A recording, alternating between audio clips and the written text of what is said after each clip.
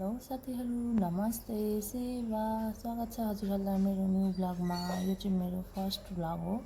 हेर्नु न, आज फर्स्ट ब्लगकै दिन कस्तो दामी पानी परिरहेछ। हाम्रोतिर चाहिँ बर्खाको मौसम भएर होला, सबै दिन पानी पर्छ के।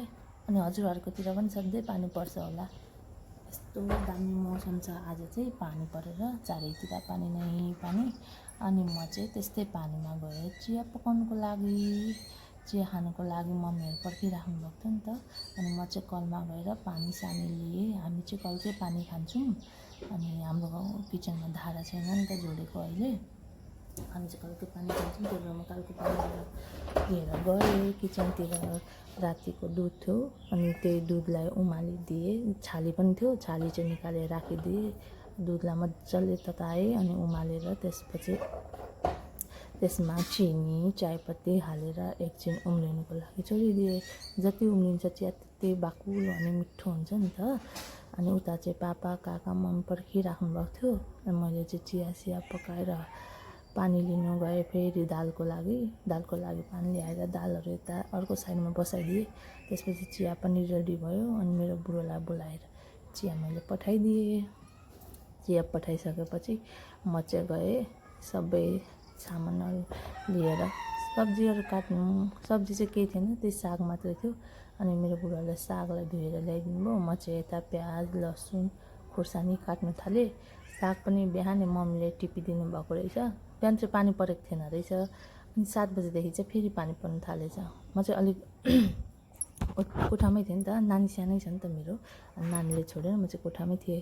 त्यसपछि म पनि गएँ सब्जी पकाउनु। भित्र गएर कन्ती तताइदिएँ, तेलहरू हालेर फोरनहरू पड्काइदिएँ। मैले चाहिँ फोरन बेसी डराउँदिनँ क्या, किनभने मेरो घरमा सबैजना बिमारी हुन्छ नि त, सासू ससुरा। त्यही भएर बेसी डढेको नखानु भन्छ डक्टरले पनि, राम्रो हुँदैन हेल्थको लागि। अनि मैले चाहिँ त्यत्तिकै ओल्छाङ पोल्छाङ पारेर पकाइदिएँ। साग पकाएपछि यता मेरो दाल पनि रेडी भयो। दाललाई झान्नुको लागि घिउ तयार पारेँ। मैले चाहिँ किन घिउले झानेको भनेपछि राहरीको दाल पकाएको थियो नि त, त्यो दाल चाहिँ घिउले झान्यो भने मिठो हुन्छ अरे। मेरो सासूले भन्नुभएको घिउले झान न भन्नुभयो। अनि म चाहिँ घिउले झानिदिनु गएँ। मेरो घरमा चाहिँ फेरि 4 जना छौँ, 4 रङको खाने क्या। म र मेरो बुढा चाहिँ हाफ बोइल सब्जी खाने, सागहरू। अनि मेरो सास चाहिँ अलिक पाकेको अलिक गलेको खानुहुन्छ। अनि त्यति निकालिदिएर फेरि ससुराको लागि चाहिँ पुरै फ्ल्याट फ्लुट कुचुक पारेर पकाइदिएँ। यता चाहिँ पानी पनि उम्लिँदैछ। अनि म चाहिँ पानी सानी उमालेर पापालाई दिएर, दबाई खानुहुन्छ नि त आयुर्वेदिक, पापालाई दिएर त्यसपछि गएँ झारझुर गर्नु। एकदम माकुराको जालै जालो थियो नि त, नगरेको पनि 2 महिना जति भइसकेको थियो किचन।